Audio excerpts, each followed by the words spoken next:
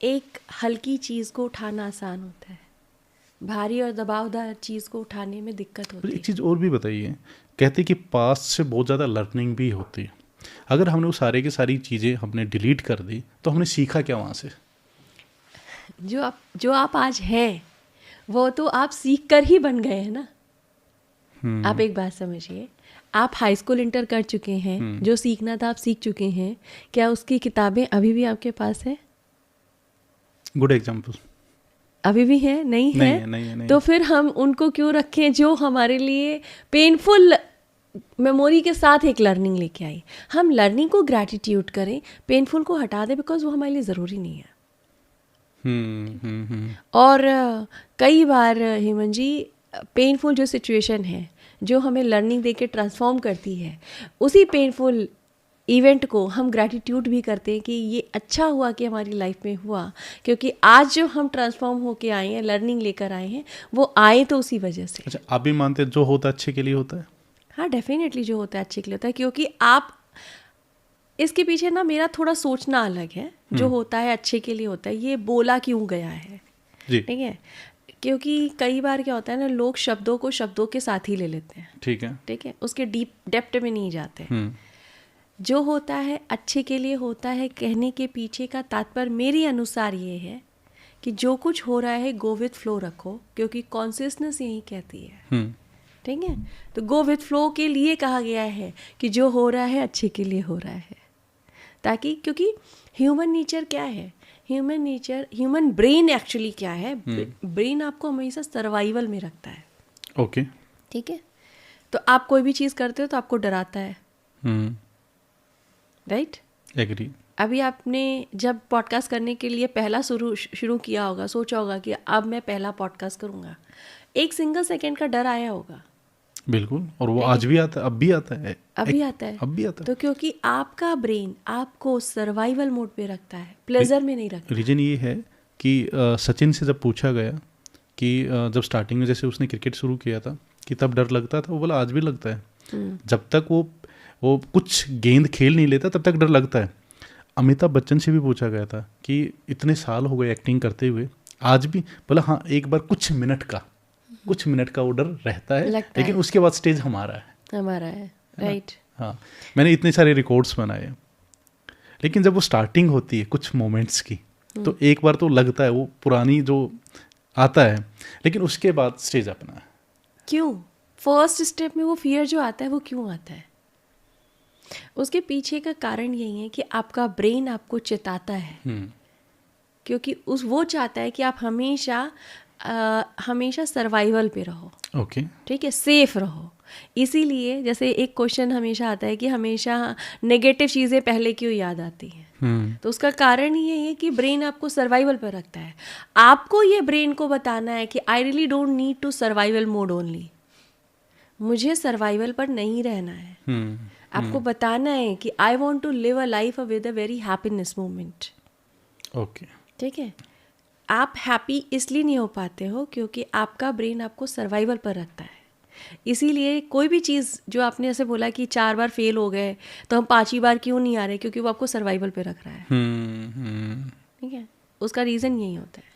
ठीक है, एक बार फिर से अपने उसी क्वेश्चन पे जाते हैं जो 2026 का हमने उठाया था, इसको अगर मुझे बेस्ट ईयर बनाया, तो उसमें एक चीज़ आपने बताई कि अपने जितने भी पुराने इमोशंस हैं उसको डिलीट कर दो, जो बुरे इमोशंस हैं, डाउट का है, डर का है, कंपैरिजन का, जो भी है, उसके बाद क्या करना है, कैसे बनाऊं मैं 2026 को अपना बेस्ट ईयर? अब आपने सब कुछ हटा दिया, मैंने आपसे कहा सब कुछ पुरानी जो भी पास्ट की बेकार इवेंट्स है, नेगेटिविटी, उसे आप हटा दीजिए। जब आपने उसे हटा दिया, आप हल्के हो गए, आपके न्यूरल पाथ में एक नया मैसेज जाने को रेडी है।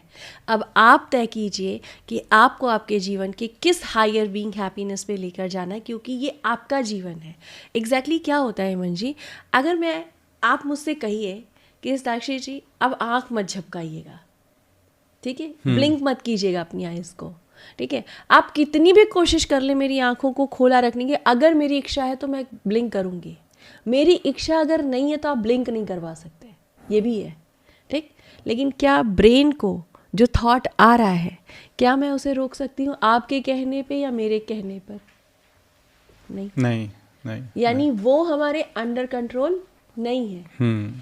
आप जब पुरानी चीज़ों को निकालते हैं और न्यूरो लिंग्विस्टिक प्रोग्रामिंग के थ्रू ट्रेंड करते हैं अपने ब्रेन को, तो ये ब्रेन वही करता है जो आप चाहते हैं। ठीक है, आपको तय करना है कि आपको एक विक्टिम पर्सनालिटी बन करके अंडर कंट्रोल रह के अपना जीवन जीना है, या फिर इसे भी एक टूल की तरह यूज़ करके अपनी ज़िंदगी को अपने अनुसार डिज़ाइन करना है।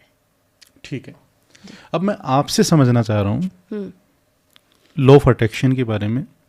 लॉ ऑफ अट्रैक्शन क्या है, और लॉ ऑफ अट्रैक्शन के साथ बहुत सारे वर्ड्स यूज होते हैं, affirmation, visualization, manifestation, sound healing. ये है क्या? ठीक है, देखिए जितनी भी आपने बातें कही, जैसे लॉ ऑफ अट्रैक्शन में हम यूज़ करते हैं sound therapy, affirmation, visualization, whatever, ठीक है, ये सब एंड ऑफ द रिजल्ट कहाँ पहुँचा रही हैं आपको? आपके मैनिफेस्टेशन, जो भी आपका गोल है, जिसे आप मैनिफेस्ट करने की कोशिश कर रहे हो, उसकी चेतना तक ले जाना। मतलब मान लीजिए आप चाहते हैं कि आपके जीवन में ट्रू लव हो। आज की डेट में बहुत सारे लोग चाहते हैं कि उनके जीवन में एक अच्छा रिलेशनशिप हो, ठीक है, पर वो खुद एक कंडीशनल लव एनर्जी में है। अच्छा, ठीक है, वो खुद एक लोअर फ्रिक्वेंसी में है और वो चाह रहे हैं कि वो हायर फ्रिक्वेंसी की चीज़ उन्हें मिल जाए। आप ये बताइए, कोई चीज़ यहाँ पर है और मैं यहाँ पर हूँ, क्या मैं इसको ऐसे यहाँ से ले सकती हूँ?